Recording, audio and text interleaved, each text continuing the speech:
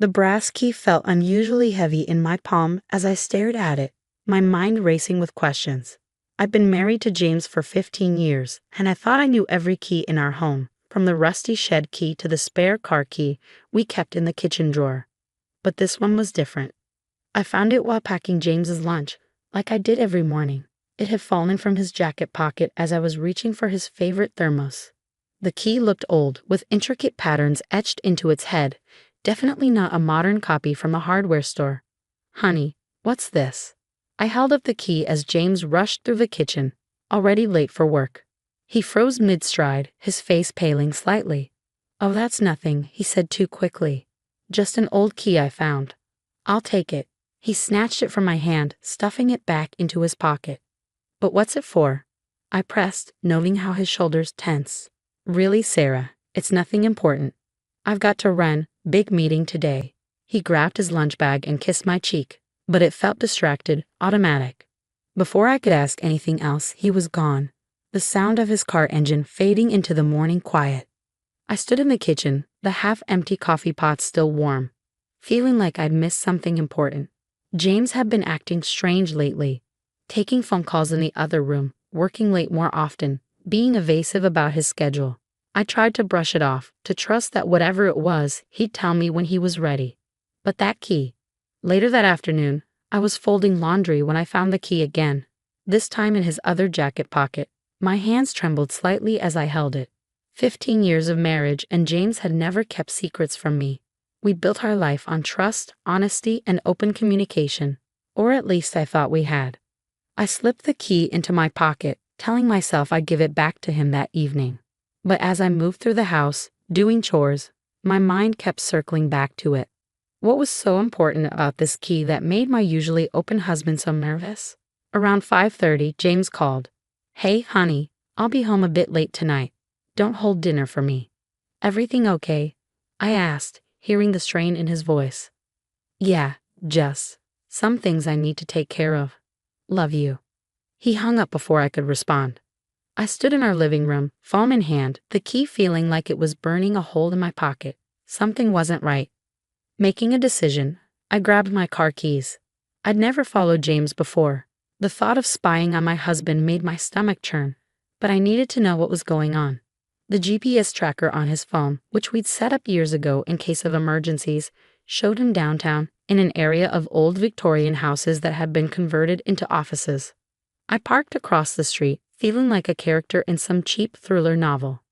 James's car was there, parked in front of a pale blue Victorian with a for lease sign in the window. As I watched, he emerged from the building, locked the front door, and walked around to the back. My heart pounded as I waited a few minutes, then followed. The back of the house opened onto a small garden, now overgrown with weeds. A separate entrance led to what looked like a basement or storage area. I crept closer, grateful for the lengthening evening shadows. James was inside. I could hear movement through the partially open door. Taking a deep breath, I pulled out the key. The intricate pattern on its head suddenly made sense. It matched the vintage style of the house. "James," I called out softly, stepping into the dimly lit space. There was a crash, followed by muffled cursing. "Sarah, what are you doing here?" I squinted in the low light. James stood in the middle of the room, looking guilty and covered in paint. As my eyes adjusted, I began to make out shapes in the basement. Easels, canvases, art supplies scattered everywhere. I found the key again," I said, still trying to process what I was seeing. "James, what is all this?" He sighed, running a paint-stained hand through his hair. "This isn't how I wanted you to find out."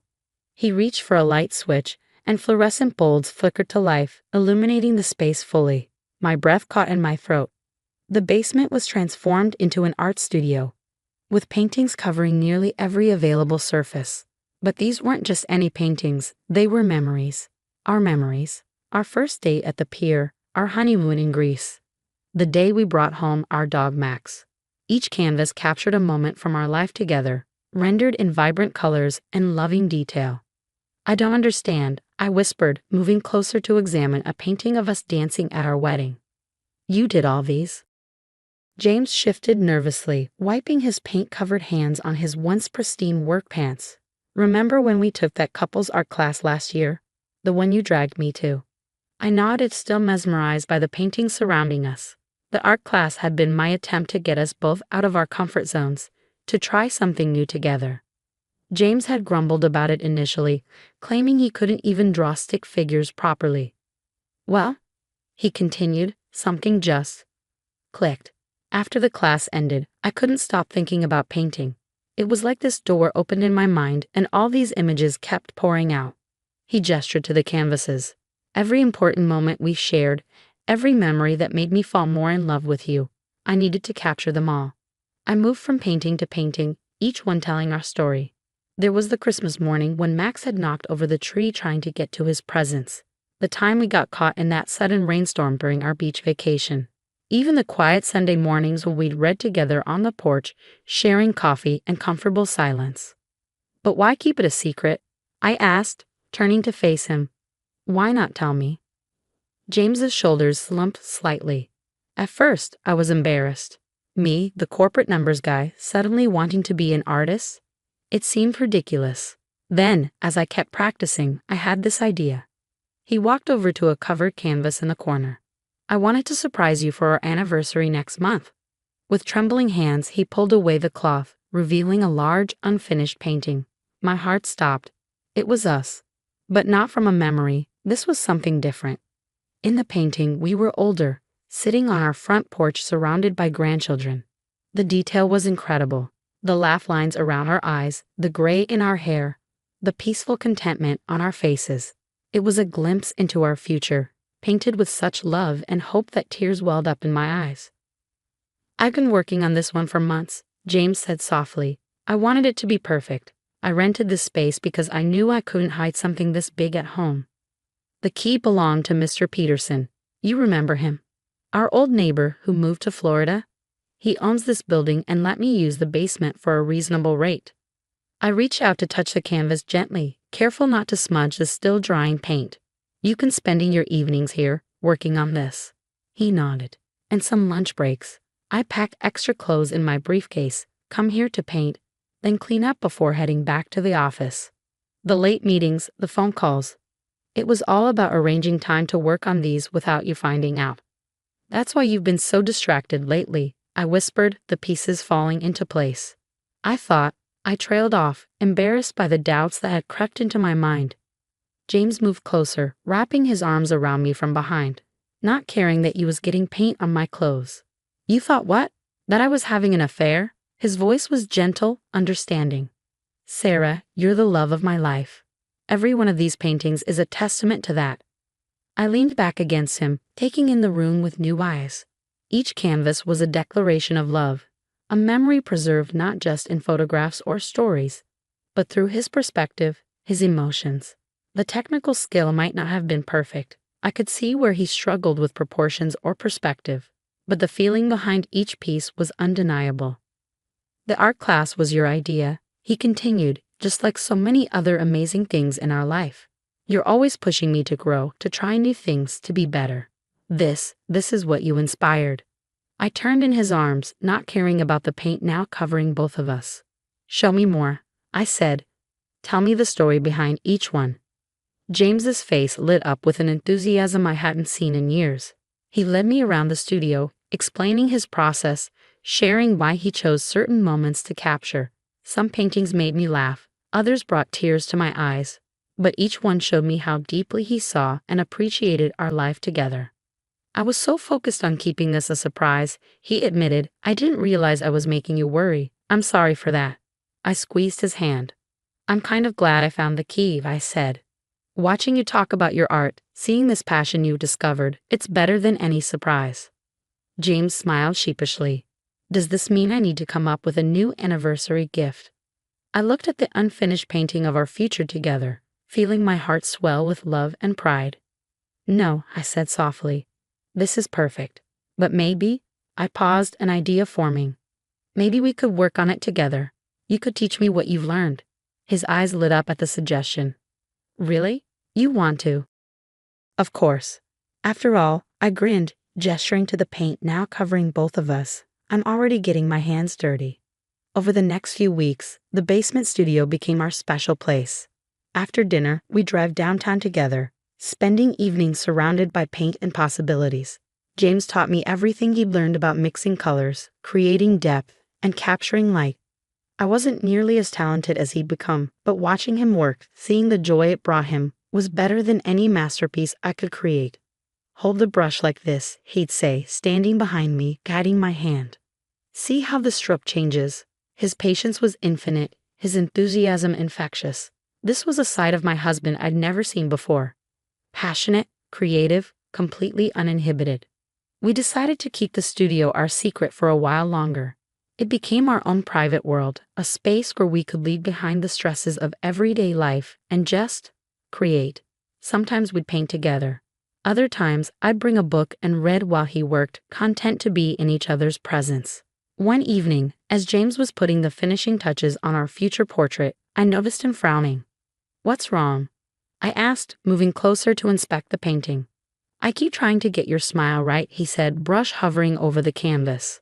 "It's the way you look when you're truly happy, like when you're reading a good book or playing with Max." I've seen it 1,000 times, but capturing it, he shook his head in frustration. I wrapped my arms around his waist, resting my chin on his shoulder. "Maybe because you're too busy painting to notice I'm wearing that exact smile right now." He turned to look at me, paintbrush still in hand. "You are, aren't you?" His eyes softened. "Being here, sharing this with you, it's better than I ever imagined." The anniversary party was set for Saturday night. We'd invited close family and friends for an intimate dinner at our house. James had been unusually calm about the whole thing, considering his big surprise was no longer a surprise. "I have something else planned," he'd say mysteriously whenever I asked about it. The evening of the party arrived and our house filled with loved ones. After dinner, James clinked his glass, getting everyone's attention. "If you'll all follow me," he said, "there's something Sarah and I would like to share with you." I looked at him surprised. We hadn't discussed revealing the studio to everyone. But as our guests piled into their cars to follow us downtown, I felt a flutter of excitement. The basement studio had been transformed. James had hung string lights around the room, and each painting was perfectly lit, arranged to tell our story chronologically. Our family and friends gasped as they entered, moving from canvas to canvas with wonder. "James," my sister whispered, "did you paint all these?" He squeezed my hand. I had an amazing inspiration. Our parents were emotional, seeing their own memories reflected through James's eyes. The wedding, family holidays, quiet moments they'd forgotten until seeing them captured in paint. "But this isn't the real surprise," James announced. He led everyone to a covered easel in the center of the room. "Sarah and I painted this one together." He pulled away the cloth, revealing not the future portrait I expected, but something entirely new. It was our basement studio, painted from multiple perspectives that somehow worked together. In one corner, James was teaching me to hold a brush. In another, I was reading while he painted. The center showed us both laughing, covered in paint after an accidental splatter war. "This is us now," James said softly, "not just remembering our past or dreaming about our future, but living in the present, creating new memories together." I felt tears rolling down my cheeks as our friends and family applauded. This wasn't just about art anymore. It was about growth, trust, and the beautiful surprises that can still emerge after 15 years of marriage. Later that night, after everyone had gone home and we were cleaning up the studio, I found the old brass key that had started it all. "Should we make a copy?" I asked, holding it up. "Since we're sharing the studio now." James smiled, pulling something from his pocket, a small velvet box. Inside was a new key, just as ornate as the first, attached to a delicate silver chain. "Already taken care of," he said, fastening the necklace around my neck. "Now you'll always have the key to my heart, and the studio." I laughed through happy tears, touching the key where it rested against my collarbone. "Who knew you were such a romantic artist at heart?" "You did," he said simply. "You've always seen the best in me, even when I couldn't see it myself. You just needed to give me the right push." Standing there in our studio, surrounded by the art we created and the memories we shared, I realized that sometimes the best gifts aren't the ones we plan, but the ones that unfold naturally, leading us to discover new sides of ourselves and each other. The brass key had unlocked more than just a basement studio. It had unlocked a new chapter in our marriage, one filled with creativity, shared passions, and endless possibilities.